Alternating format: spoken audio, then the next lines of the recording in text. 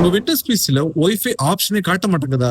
Wifi Ethernet connect ஆக மாட்டேங்குதா? உங்க பிசில network issue இருக்கா? இந்த எல்லா பிரச்சனைக்கும் இந்த ஒரு கமெண்ட்டை நீங்க எக்ஸிக்யூட் பண்ணீங்கன்னா பிரச்சனை எல்லாமே சால்வ் ஆகும். ஆனா அதுக்கு முன்னாடி நீங்க 3 விஷயத்த கவனிக்கணும்.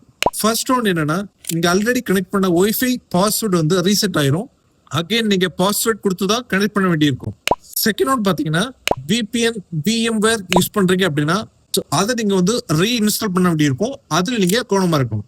தேர்ட் ஒன் பாத்தீங்கன்னா, இந்த கமெண்டை எப்ப யூஸ் பண்ணணும்னா, உங்களுக்கு வைஃபை கனெக்ட் ஆகல, ஈதர்நெட் கனெக்ட் ஆனாலும் நெட்வொர்க் வர மாட்டேங்குது, இந்த மாதிரி நெட்வொர்க்ல பிரச்சனை இருக்கு அப்படின்னா மட்டும் இந்த கமெண்ட் யூஸ் பண்ணுங்க.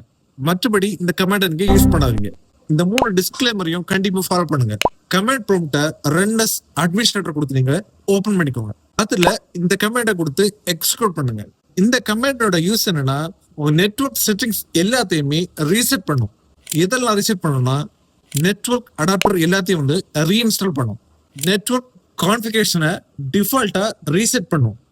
நெட்வொர்க்ல ஸ்டாக் கரப்ஷன் இருந்துச்சுன்னா அதை சரி பண்ணும். இந்த கமெண்டை நீங்க எக்ஸிக்யூட் பண்ண அப்புறம் பிசியை ரீஸ்டார்ட் பண்ணிட்டு செக் பண்ணி பாருங்க. இந்த இஷ்யூ எல்லாமே ஃபிக்ஸ் ஆகிறதுக்கு சான்ஸ் அதிகம். நீங்களும் ட்ரை பண்ணி பாருங்க.